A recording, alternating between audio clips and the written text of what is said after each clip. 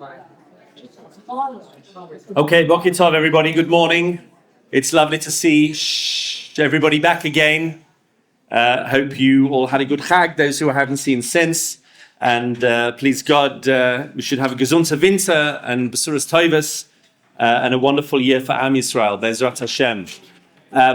Just a little bit of housekeeping. I'm here, please God, this week and next week. We're doing a two-part series.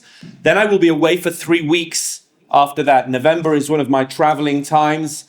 So I will be in recruiting in various places, including the United States, in Florida and Atlanta and in New York, but also in Berlin, which is a very interesting recruiting ground, and also in Mexico City. So I might bring you back some tales on the road.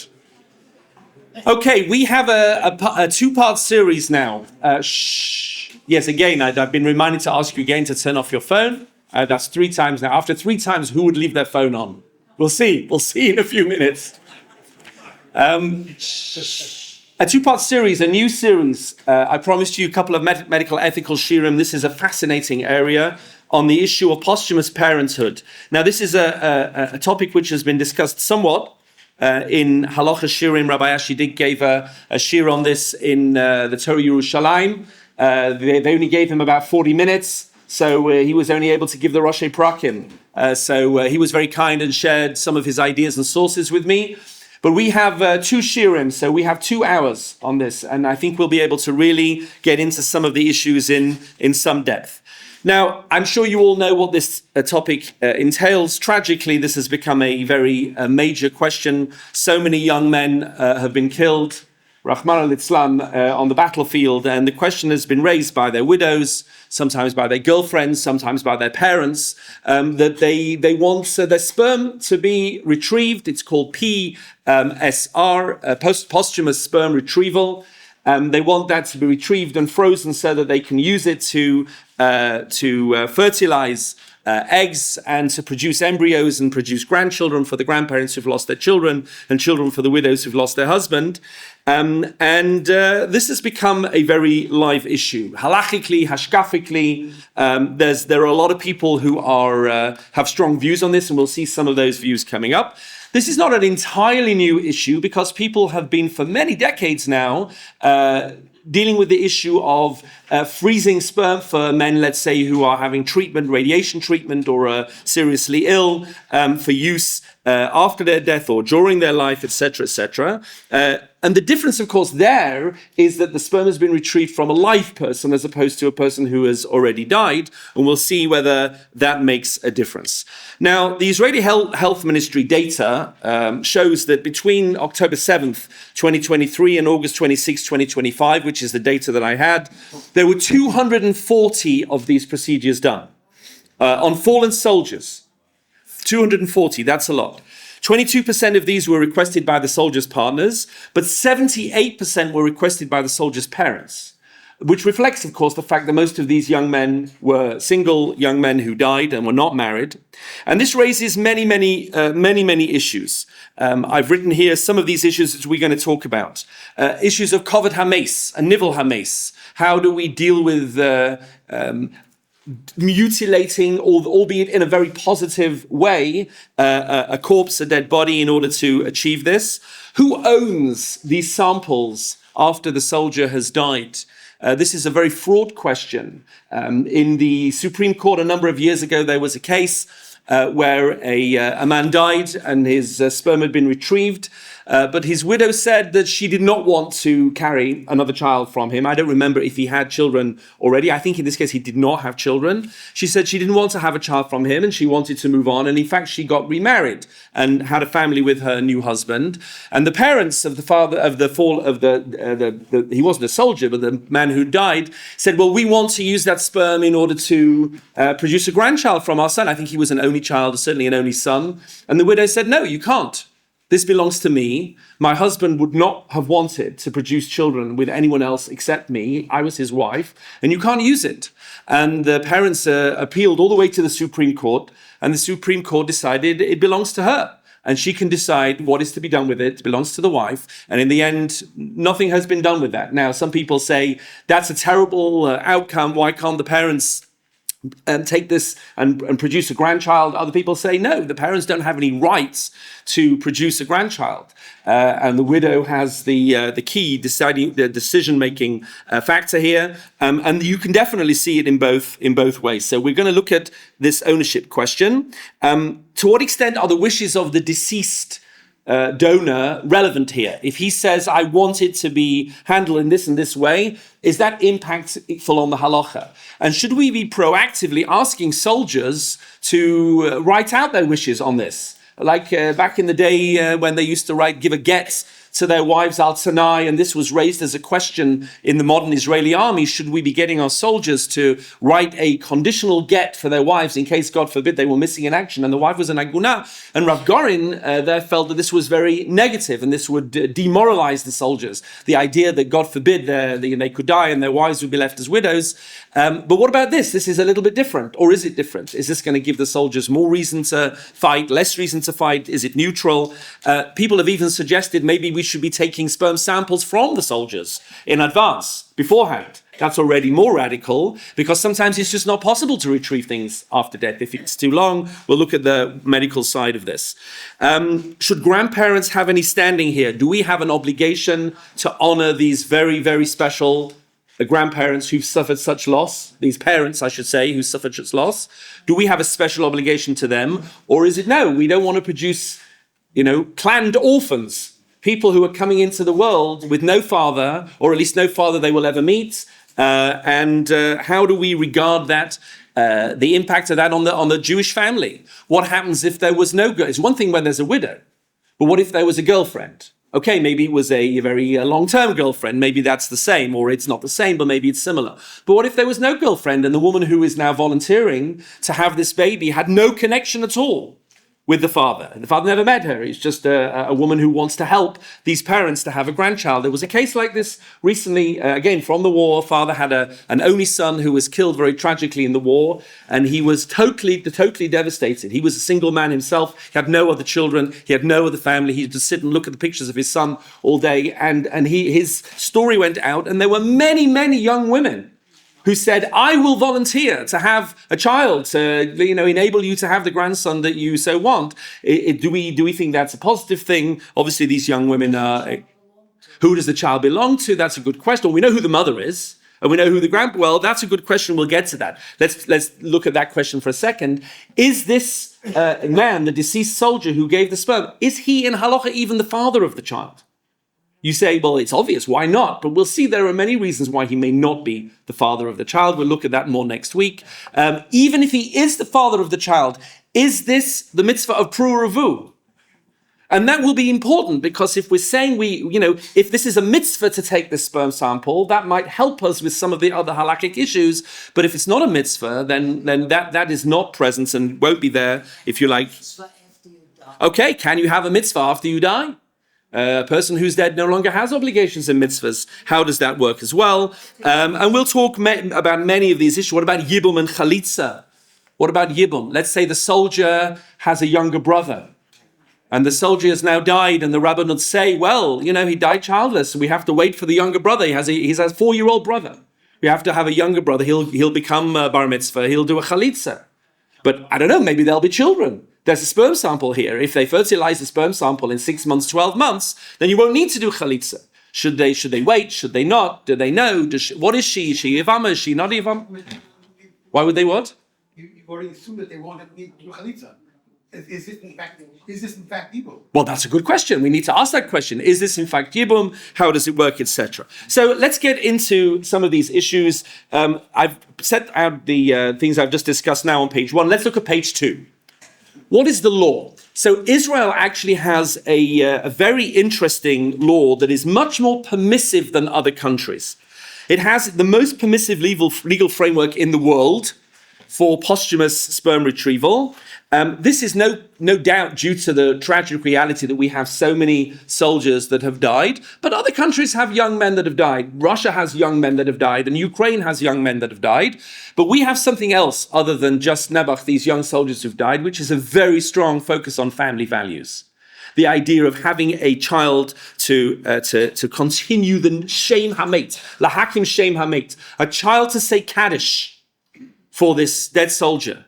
I'm not getting into whether it's a boy saying Kaddish or a woman saying Kaddish. That's we had a whole series of shirim on that. But the idea, I'm sure that Israel is impacted by that idea of being machim shem hames, of having a child giving merit to the father. And of course, then you have to just assume that the child is the child, because if we say this is not the father, then he's not giving merit to the father. We'll get into that. And therefore, the current law in Israel is based on 2003 guidelines that were given by the Attorney General, which basically said that the deceased widow, the deceased man's widow, I should say, or his long-term partner, meaning it doesn't have to have been someone who was married to him, could request sperm retrieval without a court order. Now, there's a rush to do this, because we'll see in a minute, you can't wait more than a couple of days, otherwise it just won't work. So the woman, the widow or the partner can do this, but according to those guidelines, the parents could not. The parents required a court order in order to even do the retrieval, which in most cases was not practical, because by the time they would get one, it would be too late. But this was updated just after the war broke out in 2023. In October 2023, there was a special order made that parents also could request a retrieval of the deceased sperm without a court order, but everybody still needs a court order in order to fertilize it and produce a child.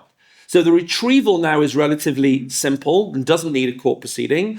In fact, when they deliver news to a family of a deceased soldier, this is one of the things that they say, if it's possible, if they're able to do this, that there is an option for this retrieval, and they give the widow and the parents options to do that.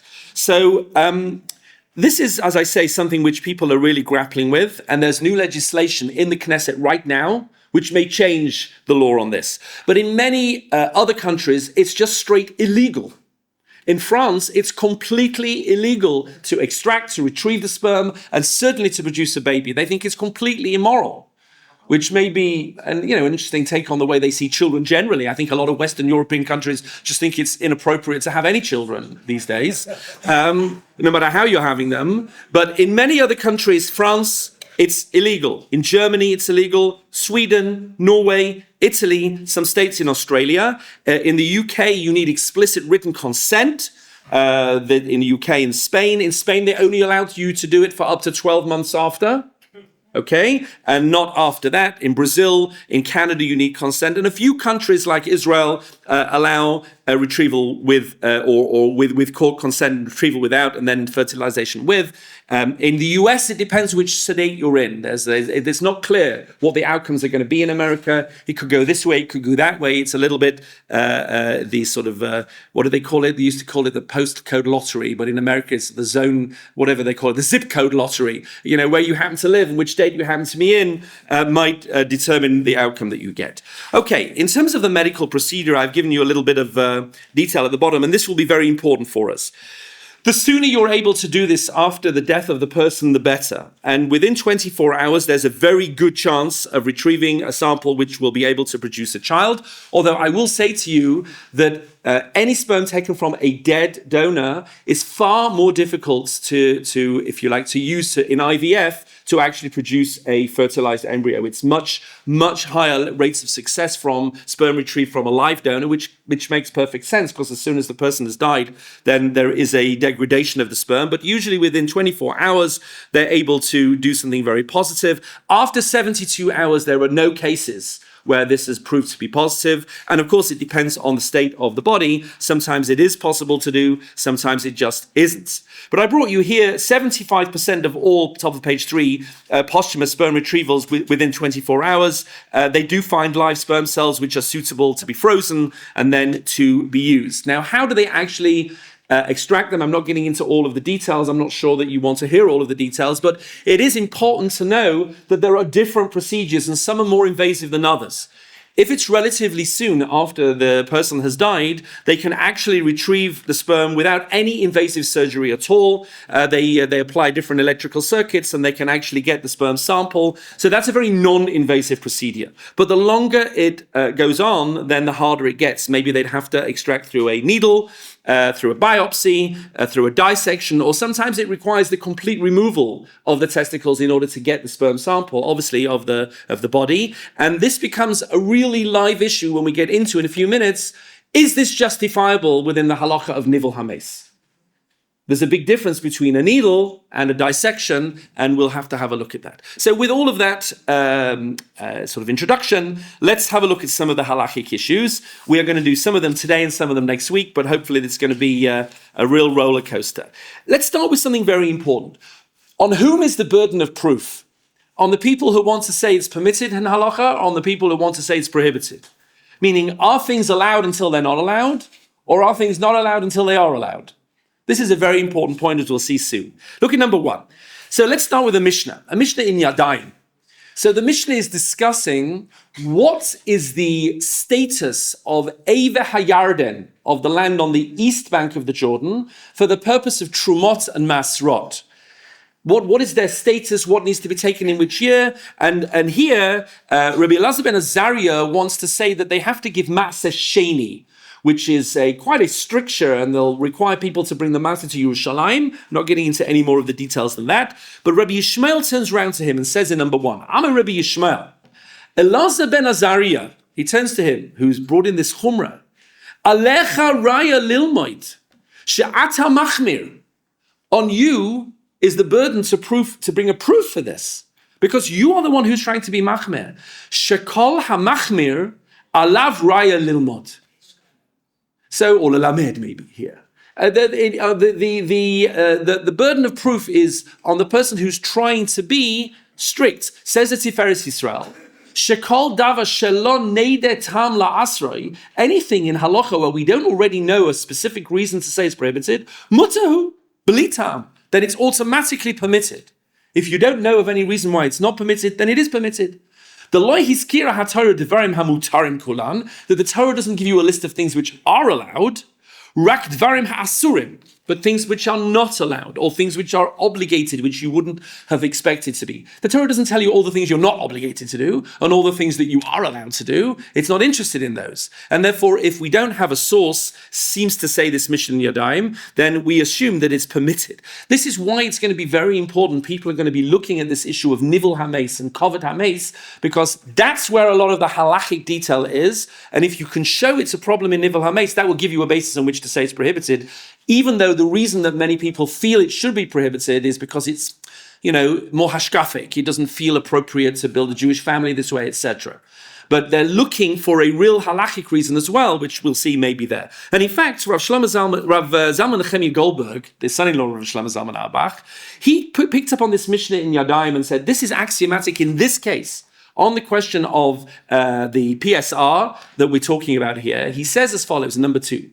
Nitzayen, I want to make it clear at this point, she'al pi halacha tzarich tziba kedei la'asor. You need a reason to say that it's osur. Ulelo siba kazal, and if you can't find a reason why it's prohibited, hamatzav hativ'i hu heta. This is on this particular issue.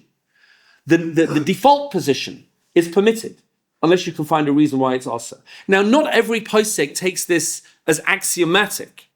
But Rav Zalman Nechemia did, and those poskim who support this procedure will be really starting with this position, which is if you can't come up with a good, solid reason why it's prohibited, then given all the upsides of what we're trying to do for the families, then that will be very persuasive. However, if there is really a halachic problem, then there is. So let's have a look at some of these issues, starting now with Nivel HaMeis. I would also just mention, just from last week's share, whenever new procedures come in, we talked last week about what we call the precautionary principle. That the poskim are usually slow to introduce new things until it's become clear how they're going to actually integrate in society. IVF was very controversial in the early days. Many poskim, including poskim who were usually relatively lenient, Rav Nachum Rabinovich, who is not known as a strict posek on many issues, was very nervous about IVF because they were worried things were going to get mixed up, etc. We talked about this last week. But now as the decades have gone on, and okay, there are still challenges, it's become clear that IVF is safe, and IVF can be a massive assistance to people in producing children, etc. The poskim, even poskim who were originally quite strict, like Rav Moshe Sternbuch, have gradually over the decades become more and more lenient. So too here, people aren't in a rush to say, yeah, that's fine. I'm sure we should do this. They're usually quite careful at the beginning, and we'll see where it goes and how it goes and what happens with these families. Yes, sir. Any organ donation? It is different from an organ donation because you're not just taking out an organ and saving a life. You have pikuach nefesh with regular organ donation. Pikuach nefesh will give us a lot of leeway to do a lot of different things. It won't give us leeway to murder people. So if the person's not halachically dead, we can't take out their organs. But once they're already halachically dead, then all the issues of nivel hameis and kovod hameis will, to a large degree, be set aside because I'm saving lives, multiple lives. Here I'm not saving any lives. I'm producing a life which is not the same as saving a life, and I'm producing a life in controversial circumstances, which may not necessarily be the way that we want to produce new lives.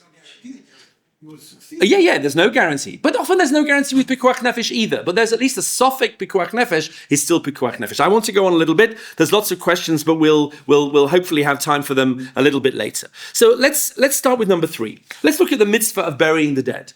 Says the Posuk, Ki yeh be'ish chetz, mishpat mavet. A person is liable for capital punishment. V'humat, and they're killed by the Beis Din. V'talita al tola eitz, and they're hung on a tree after they're dead. Lo taliniv la tola eitz. You may not leave the dead body overnight on the tree. Ki kavortik barenu b'yom hahu. That's the mitzvah of Kvorah. Kavortik barenu b'yom hahu. You must bury him on that day. Ki klilat elokim talui. Because what's hanging up there is not just a bizayon, is an insult for him or his family. It's a tselem elokim. It's a person in the image of God, whatever the image of God means, not physical, obviously. But it's a disrespect for HaKadosh Baruch Hu, for this human being to be left rotting up there. And of course, this was very radical. Think about this 3,000 years ago, up to 500-600 years ago. If you went into any major European city, the first thing you'd see hanging on the walls were all the people that they'd murdered and killed. This is a warning to you. If you don't want to end up like one of these people, you'll keep the rules. So this already was very radical, that even a capital criminal would be buried. You will not, defile the land. It's also about Eretz Israel, although this applies across the world. Just in parentheses, this is a good example of where the Torah learns I just remembered, I didn't announce the sponsorship. I apologize. I just saw you, Josh, and realized I didn't say it. Let me say it now, because it still works, that the Shirim for the whole year are sponsored Le'ilu Nishmas Brana Bas Branded and Zelig Ben Kalman, Le'ilu Nishmatam. I'm sorry I didn't mention it before, but we'll bear that in mind now.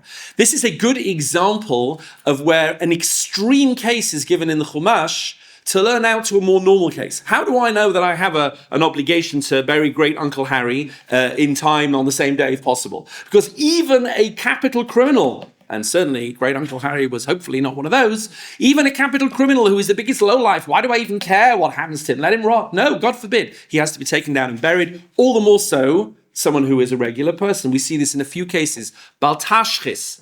Where do we learn that we mustn't waste resources? Even in a battle, you may not cut down fruit trees unless it's absolutely necessary. What, even in a battle? Yes, all the more so other places. Marriage. Where do we see in the Torah that the Torah obligates a husband to treat his wife properly, financially, emotionally, physically? It's an ama ivriya. She's the maid. She's been sold into the family by her father because the family was penniless in the hope that someone will marry her. One of the people in the family marries her, and the Torah says you've got to give her all that a Jewish wife deserves. What? Her? She's lucky to be married to anybody, he's going to say, especially me. She's the maid. The answer is no, I don't care if she's the maid. She's a Jewish wife. All the more so if you don't marry the maid. Tznius is learned in the Torah from an extreme situation when a soldier is in a battlefield, a stressful environment, and the Torah tells him you've got to keep your dignity, you've got to use the bathroom in a respectful way, etc. Even in a battlefield where you'd say, who cares? Who knows what's going to be in 5 minutes? All the more so. So here, Kfura is brought in. And there are negative prohibitions. Look quickly, number 4. Shelo yalin hatzaluv al ha'etz v'chein ha'meis beveitzo. You may not keep any mace overnight unless it's for their honor, unless it's for their covet, and that's going to be an important idea, which we're going to see. What does it mean for their covet? Now, what if the person says, I don't care, I don't mind, I give you permission to give my body to medical research. I don't want to be buried, or at least not until they've, seen what they can learn from it. Doesn't matter. Rambam, number 5. Im tziva shelo yikaber, okay. If he says that I don't want to be buried, ein shomim lov. You don't listen to him. You don't listen to him at all. Shakfura mitzvah, because this is a mitzvah, and we'll see soon, you don't own your body when you're alive or when you're dead. You have no ownership rights over your body, certainly not after death, and you may not say to your family that I don't wish to be buried. All of the body has to be buried. Does all mean all? All means all. Look in number 6. Tikburenu, kulai, says the Yerushalmi. All of the body. V'lo miksaso, not just part of the body. Tikburenu mikan, we learn, says, she'im shiyer mimenu, if you even had a little bit left over, you didn't bury, lo asa klum. It's a very strong statement. Lo asa klum. This is why Zakah do such a mitzvah, and they run around finding every little speck of blood and a little bit of tissue, because it says every single thing that is with a person after they die has to be buried. If not, lo asa klum shene'emar tikavor tikbarenu. It says it twice. Kavor tikbarenu. Yeah. So that if someone leaves a request that their organs should be transplanted. Okay, good. So that, again, pikuach nefesh overrides this prohibition. That's pikuach nefesh, because pikuach nefesh overrides everything. It overrides the need to be buried, for sure. But that's pikuach nefesh. By the way, things that are removed from your body while you're still alive do not have to be buried. And in other religions, maybe, they do, but in Judaism, they don't. Although I brought you in the footnotes, there's an interesting story about the Rambam, who apparently one second had his toe amputated for medical purposes during his life. And after he died, he came back in a dream and asked one of his Talmidim to find the toe and bring it to his burial and pop it into the grave. And apparently this is what happened. This is quoted by Rabbi Yosef as one of the issues. There's a story of the Noda B'Yehuda's tooth that was buried, but that's already not required. It's whatever is with the person when they die. I'm sorry, I can't take any questions right now. I've really got a lot to do. But whatever is buried when they die, so that includes the sperm sample as well, does it not? That is part of the body that needs to be buried. Number 7 says the Rav Moshe Feinstein, Mikan she'im she'ir mimenu los klum. He quotes this lahalacha: if you didn't bury something, left something out, then you didn't do this mitzvah at all. Shehu halimud dechayv likbor gam eivarim. You have to put limbs in the grave. Basar hames shenisharu afshikfar nikbar ruba deruba shalames. Even if the vast majority has been done, and you say like, oh, it's just a tiny little bit. We've seen with the soldiers that Nebuch have come back, so remains and then more remains and more. There's a mitzvah to bury every single thing that you're able to bury. Okay, fine. However, we delay burial if it's for covered. Who's covered? So let's have a look in number 8.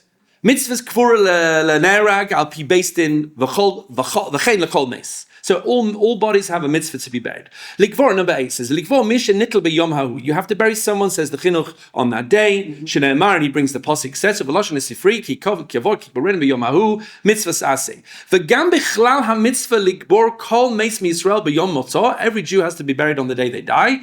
V'oy ve'al zeh v'halin et ha'meis. If you leave the mace overnight, shelo lichvodo.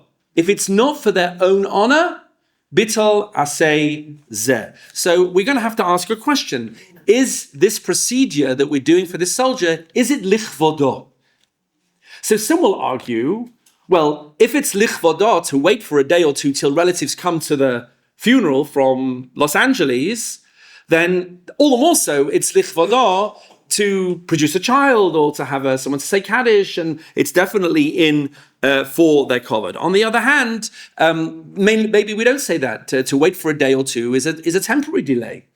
To have a sperm sample frozen for years and years and years and years sitting in a freezer somewhere is a very, very long delay. And you might turn around and say, yeah, but it's just a tiny little bit. The answer is, well, it doesn't matter if it's a tiny little bit. We've just seen then that is potentially a problem. However, there is an interesting heter. Rav Issa Yehuda Unserman, the chief rabbi in Israel in the 60s and 70s, he had a ruling about corneal transplants. Now, corneal transplants, when they take a cornea from a dead body, that is not for pikuach nefesh. That is to help somebody else see. Now, that's beautiful, and that's a big mitzvah, but it's not the same as pikuach nefesh. But Rav Unserman said, no, but if you take a part of a dead body and you reattach it to a live body so that it comes back to life, then that doesn't have any obligation of burial, because that's not called a dead part of the body, it's tchias hamesim. The body is now alive again. But he said that isn't that interesting for corneal transplants? Would we apply that for the sperm? Is that what we say? You're taking the sperm and you're using it. Okay, the sperm degrades as it does the fertilization, but that's the normal process. It's doing what it was designed to do in a live context, etc. So that's an interesting question that comes up too. And then there's a debate as to whether you're obligated to bury something even less than a kazayat. One of the suggestions is not, but we don't really pass it like that, and therefore there will be an obligation to bury. However, as we said, the COVID issue is a good issue. Rabbi Unserman's question is a good question, and that comes up when it comes to the sperm sample too. What about nivel hames? We are not allowed to do any bisayon, anything which is mutilating the mace. So let's look number 9. Tashma. Helenu lichvoido. If you left the mace overnight for its own covet, for its own honor. Lahavilot oron, maybe to bring them a proper coffin. You didn't have a coffin right now. Utachrichin, to bring them shrouds. Eino oivelav, then that's not prohibited. Ki amar Rachman al otelin nivlaso ala eitz, because we learn this from hanging up a criminal on a tree after they've been executed. Dumya de taloi. It's the prohibition is learned from that circumstance. De isbe bizayon. That's the whole point. It's meant to be for a bizayon. It's meant to be for an insult, to be degrading to the person. Aval hacha, but if you're doing it for their honor, kaven de leis be bizayon, since it's not considered to be a bizayon, a disgrace, then you are allowed to mutilate the body. How much? What are we allowed to do to a body and still say it's lichvodah? So look at this very important tshuva of the Rashba. Go over to page 5. Number 10. We'll look at this in full because it's very, very interesting.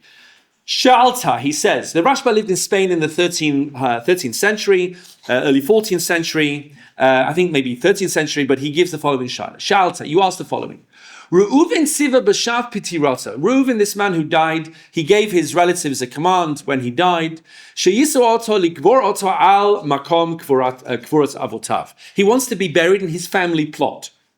Now, of course, in those days, they didn't have freezing, they didn't have a morgue, you couldn't put you on a plane and take you to Israel. They just carried you, and if it wasn't close by, then it just wasn't shaykh.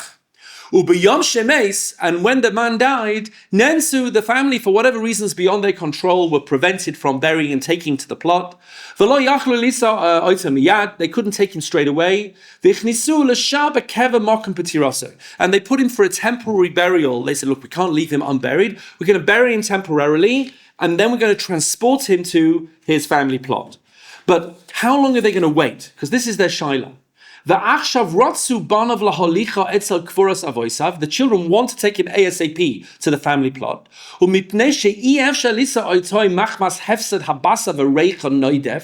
It's not possible now to transport this body because it's decomposing. Actually, it's akal abasa until it's turned to bones. Can they pour lye onto the body when they bury it, so it will eat away the body and decompose it very, very quickly? Is that just a terrible mutilation of the body? Or not? Very interesting question. Because on the one hand, they're really interfering with the process of decomposition, but on the other hand, they're doing it because they want to honor his wishes to go to a family plot. Look what he says. Tshuva. Kol ki hai, anything like this, she'oisen le'ikol basaroi, to disintegrate to the flesh, meheira, quickly, kedei lisa oito lemakam shetziva, mutter, permitted, completely permitted.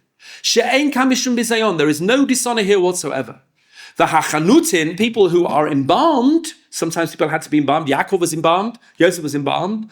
Kairin oisem, they rip the body open, and they take out the organs. We're not worried that that's painful. Obviously, the person's dead. There's no pain to the body after death, and we're not worried that it's a bizayon. They're doing it for their own honor.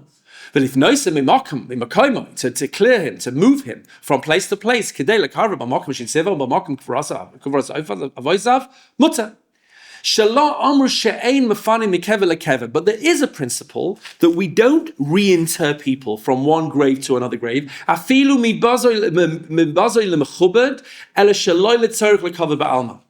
Meaning, when we say in a principle of halacha, you're not allowed to reinter people. let's say they were in a pretty shabby grave with a very bad location. My father would like to be buried in the rich people's cemetery across the road. It's parsonage that he's buried with all the tinkers and the tailors over here. You can't do that. You can't move it. That, says the Rashba, is only when there's no real cover to the mace. It's just that you prefer them to be buried in a nicer place. But if there's a real cover, there you're not even allowed to do it from a bad grave to a good grave.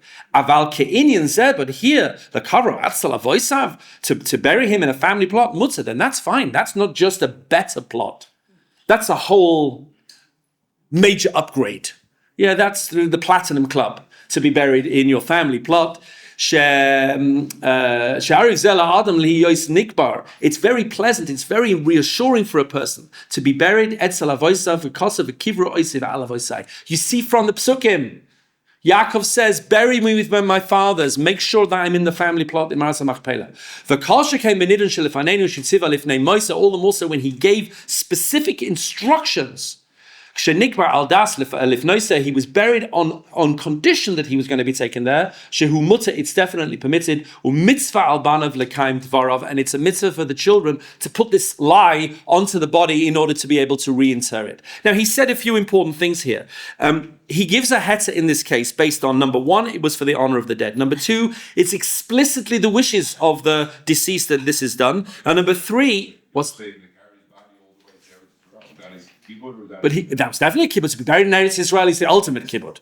You can definitely reinter somebody in Eretz Yisrael. No question about that. Okay, even if it's schlepped for 40 years through the desert. But of course, he'd been embalmed, so that was impossible to do. And the third thing he says is, objectively, we see in Tanakh that there is a major inyan to be buried in your family plot. So let's just look at these issues one by one for our case here. So is producing a child considered to be a major covet that will allow you to do a nivel hames here? It's not so clear. If there is indeed a widow and no other children, and he was trying to raise a family with this woman, then yes, indeed, that would be more likely to be seen as a covet hames. What if it was a girlfriend and they didn't know they were going to be married?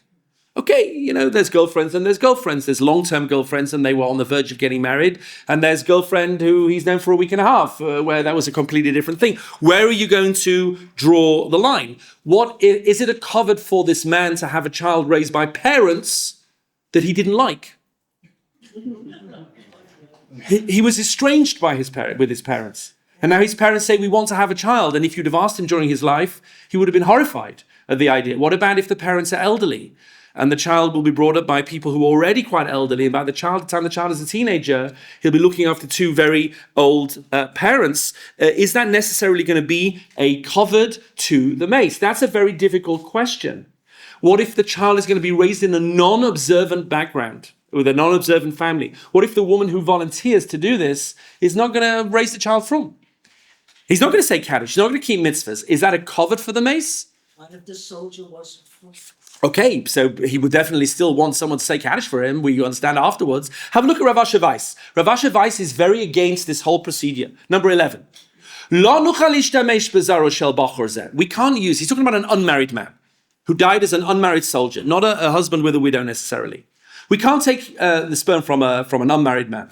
The only way we're only going to be able to do it is to take a single woman, because he doesn't have a widow. We have to take a single woman as a volunteer.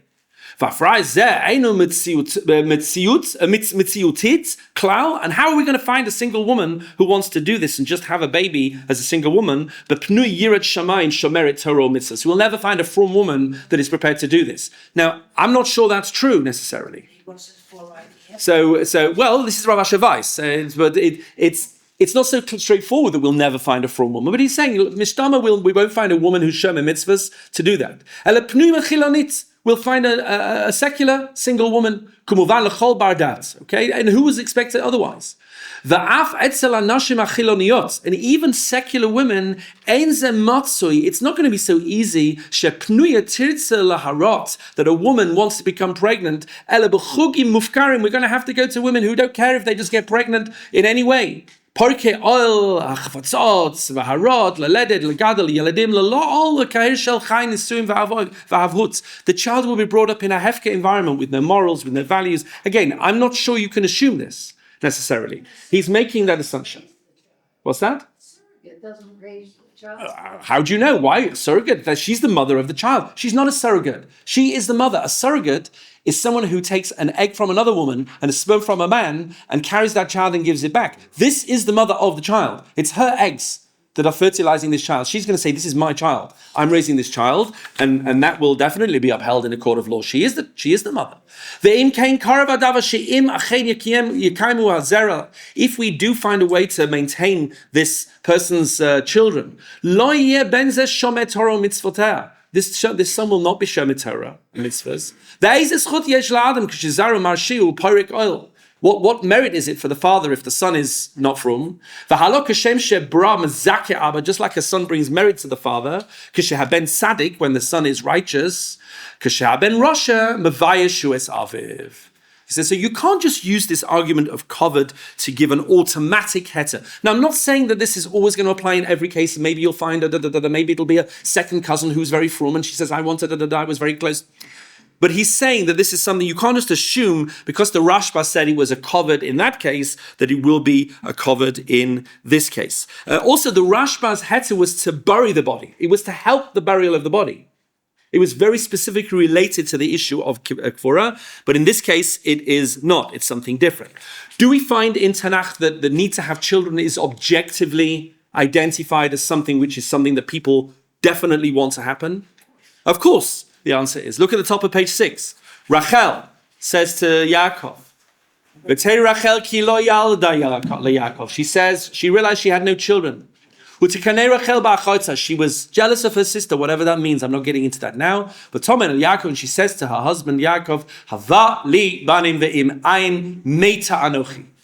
If I don't have children, I'm dead. I need to have a hemshech. I need to have a generations after me. And therefore you see there that there is definitely an identification in Tanakh of this need, no less than being buried in a family plot, as a core need that people have. However, that assumes that the child is indeed the child, which is why we need to look at next week's share.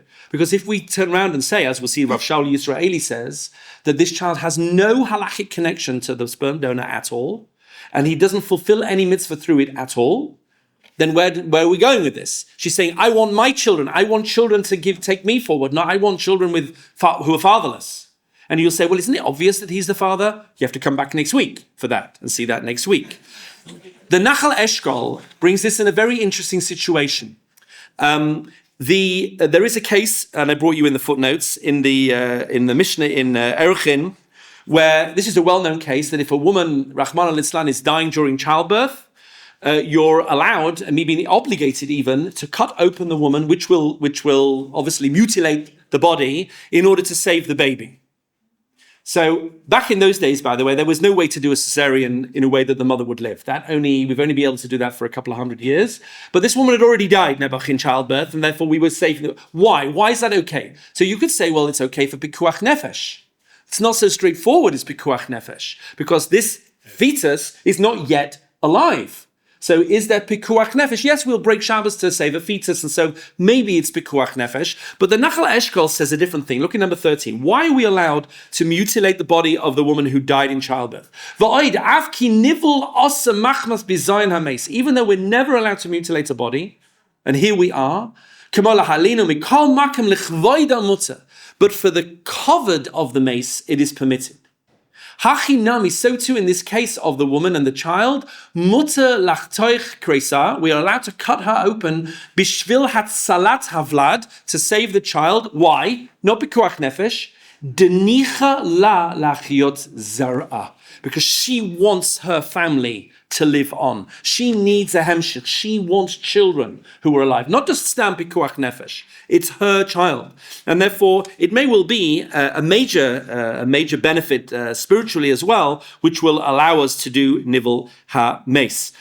What about the third angle? the Rashba said that this man was allowed to have the lye poured on his body because he specifically said that he wanted that to happen. How important is are the wishes of the person? We'll see that generally in a few minutes. But there are a few other examples of where we have permission to desecrate a body. Have a look for a second. We'll do this quite quickly because I don't want to run out of time. Look at number 14, 15, 16. This is a Mishnah in Smachos, which talks about which kalim are tamei and which kalim are tahor. I'm going to look at the scene in a second. First of all, we're going to have a look at, that's the Mishnah in Shkalim. Let's look at Smachos first in number 14. We're not allowed to smash the bones of a dead body. We're not allowed to cut the tendons. Unless that happened automatically, we're not allowed to intervene in any way to cut up or to fold or to make smaller the dead body. And the Shulchan Aruch brings that down. That's called a nivel hameis. You're not allowed to do this. However, here's the Mishnah in Shkalim that I was thinking about before. If you look at number 16, Kol hakelim inside Yerushalayim, if you found any vessel in Yerushalayim, how do I know if it's tahor or tamei? People wanted to know, is this tahor or tamei? Can they use it? If they're tamei, if they're tahor rather? So Rabbi Yossi Omer, Rabbi Yossi says, Kulam tahorim, all vessels found in Yerushalayim are assumed to be tahor, obviously the time of the Mikdash. Chutz min hasal, apart from the basket, v'hamagrefa and the rake, v'hamaritza, hamayuchadim lekvaros. All these different vessels that are specific to burial. They put them in a bag to move the bones. What is this maritza? So to cut a long story short, 17 and 18, this maritza was a kli that they used to smash up the bones so that they could fit them into the basket in order to carry them to the ossuary. Meaning what they used to do back in those days is they used to put people out in a cave in order to decompose. And then after a year or two or whatever they take to decompose, they would bring the bones and they would bury the bones together in the family sort of box. We found many of these ossuaries. And sometimes you couldn't, get the body in the basket that you needed to transport it. So this is a vessel, this is a kli that is used dafka to smash up the body in a way that you're able to get it into the basket. Now, there's no question that this is allowed. The Radvaz says, why is this allowed? Kavod hameis. It's kavod hameis. Once it's kavod hameis, then it's automatically allowed. There's a story of Rav Goren, when Rav Goren was given permission to go behind enemy lines in the 50s in order to retrieve bodies. There was the Laman Hay, and there was the people, they were in enemy lines, beyond enemy lines.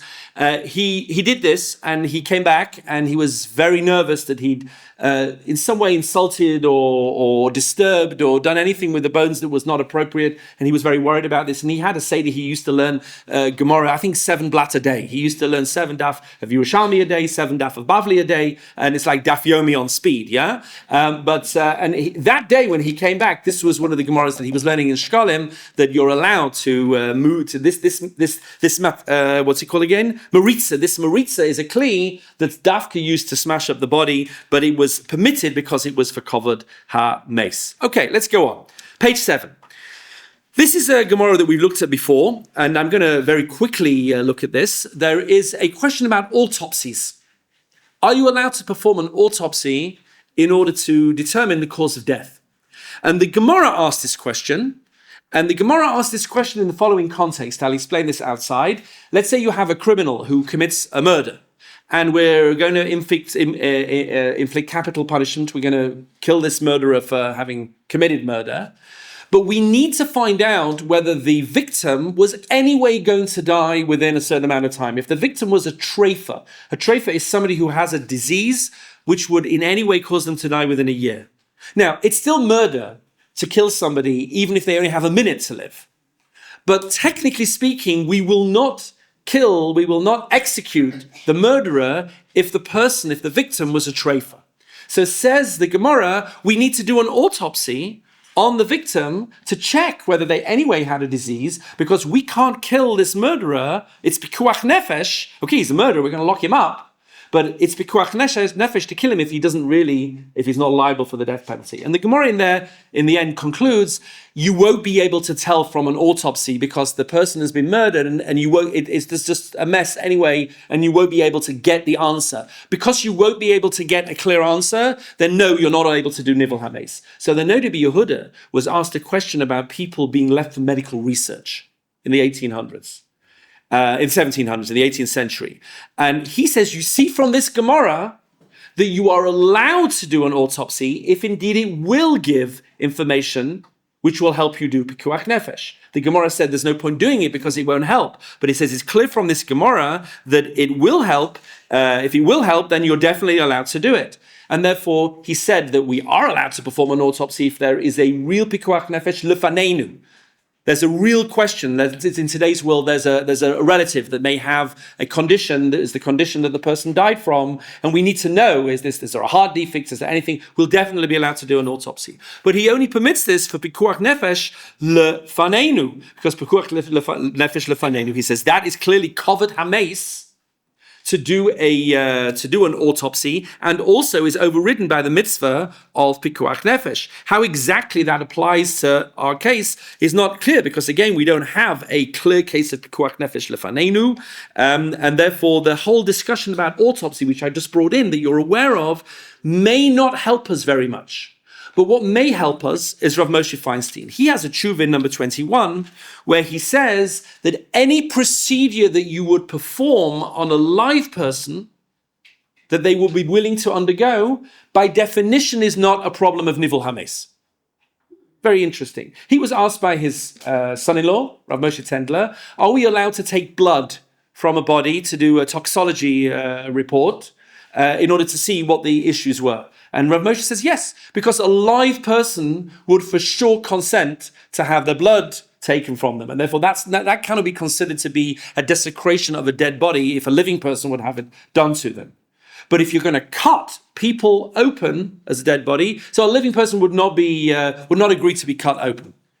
Now, the question is, well, maybe it depends. Maybe they would agree to be cut open depending on what the outcome is. For example, I heard a debate about this, and somebody said a man would allow a needle to be inserted into his body to remove sperm in order to produce a child. But he wouldn't allow his testicles to be cut off in order to produce a child, and therefore immediate intervention within the first 24 hours is not Nivel HaMeis, but later it will be Nivel HaMeis. And my question is, well, how do you know that a person wouldn't do that? Maybe if you told a person, this is your only opportunity to have a child, and this is a very major surgery that we're going to have to do, but if we do this surgery, you will be able to produce maybe more than one child, we'll take sperm and we'll produce multiple children. Maybe a person would agree to do that. So it's very hard to know what exactly a person would or would not agree to do. Let's look at a couple of other issues just before we finish. I'm going to skip a little bit on the top of page 8, burial as a source of kapara. There's a very interesting question. Do we bury people because not to bury them is a bizayon, says the Gemara, or it's delaying their kapara? They only really get a full kapara when they are fully buried and they've had the time for the body to actually disintegrate. So delaying the burial is delaying their kapara. And then we have a question here, well, maybe producing a child is the biggest kapara you can possibly give to this dead soldier, because, a child to say Kaddish is even better than a normal kapara. And then you get the question that we understand there is an opinion of the Maharam of Rottenburg that somebody who is killed al Kiddush Hashem doesn't need any more kapara, because they have the highest possible kapara already. So any steps that you could possibly think of taking to give him a greater kapara are completely unnecessary, because there is no greater kapara than someone who died al Kiddush Hashem. And I brought you in the footnote, especially someone who, God forbid, was burnt al Kiddush Hashem. That is the highest level of kapara of all. And even though we do lemaisa say Kaddish for people who died al Kiddush Hashem, nevertheless, this is a factor which is discussed. A couple of other issues. Benefiting from the dead. Are you allowed to benefit from the dead? There is a prohibition generally of benefiting from a dead body. Is using this sperm that's retrieved a prohibition of benefiting from the dead? Yes or no? Is this called a benefit to produce a child? So, a few things. Number one, we normally have a principle of mitzvahs lav lehenus nitnu. To do a mitzvah is not called a halachic benefit. Doing mitzvahs is an obligation. It's not called a benefit. Getting money is a benefit. Something else is a benefit, but not this. So maybe if we're doing a mitzvah, pruravu, then it's not called a benefit. There's no problem benefiting from a dead body. But is it pruravu? Next week. If it's not pruravu, then you can't say mitzvahs la'az lehenot nitnu. We said before also maybe it's not benefit, it's not a dead body, it's now been retransplanted into a live use, and therefore we saw before with the cornea. There are other debates as well, which you can look at on your own as to whether that's considered an issue. Who owns body parts? Rav Moshe Feinstein has a tshuva where he's absolutely clear that the person does not own their body when they're alive and when they're dead. Kal v'chomer, the parents don't own the body. Nobody owns this body.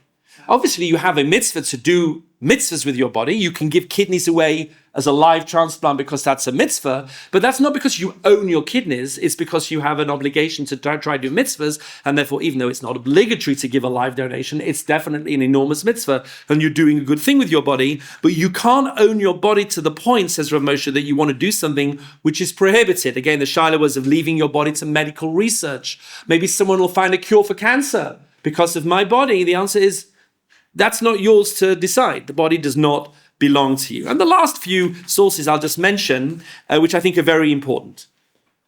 Let's say the soldier says, I insist, I want this to be done. I want my parents to have a grandchild. I want my widow to have a child. And they write down explicitly that they instruct people to do this after they die.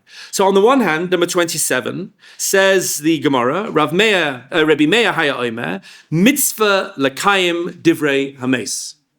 There is a special mitzvah to follow the wishes of the mace. On the other hand, that's for financial purposes. That's not for anything other than financial. Or is it? Can we apply that to this? Or is it beyond the ambits of that halacha? Rav Zalman Nechemia says actually the consent of the deceased is very important. Look at number 28. Are you allowed to take the semen, the sperm, in order to produce a baby, and to leave him a son or a daughter, someone in the world who will carry on his name? Without the permission of the dead body, of the person who died rather, it's asur. Only if you are fulfilling their wishes, and then he adds very important. Or afilu umdan boro shezeratzona.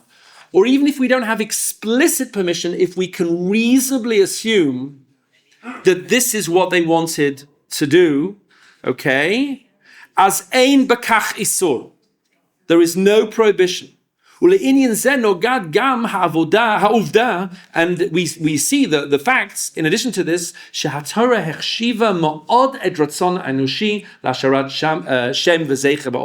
person with the Torah gives a lot of focus, a lot of weight to a person's wish to have a hemshech in the world. And he brings yibum. What is the whole purpose of yibum? That we're going to allow the brother-in-law to marry the widow, which is normally prohibited chayiv kares, as one of the arayot, to marry your brother-in-law. We're going to allow it to be makim shem hames. You see, says Rav Zalman Nechemia, how important that is. Comes along Rav Osher Weiss and says, I'm astounded that Rav Zalman Nechemia Goldberg is bringing ideas about yibum, the spirit of the law of yibum, tamei hamitzvot, and applying it to this. He says, you can't do that. You can't just say, this feels like yibum. It's not yibum. It's something quite different to yibum. Yibum requires a man and a woman and a relationship or a chalitza. This is not yibum, and he's very, very unhappy with the idea that we can start bringing over ideas of yibum into this mitzvah, which we'll talk a little bit more about last week. And even Rav Zalman Nechemia, and I'll finish with this, and we are only halfway through this topic, says in clearly number 29 on the last page, to anyone else other than the widow, the parents, ein shum ma'amad b'she'ela so. In halacha, they don't have any standing in this issue, because other relatives may have interests in this. Let's say the man who died owned $100 million, and he leaves it to his only brother. Okay, but he wants his sperm preserved, and it may be in 3 or 4 years there'll be 2 little boys produced from this who will say, actually, that's our $100 million. Uncle Harry, please give the money back because it never belonged to you. So other relatives get all sorts of conflicts of interests in this, as we'll see. So we are only halfway through this topic. There's more to read on the sheet than I gave you. Next week we will continue Be'ezras Hashem, and we'll finish this topic at least to the extent that we can.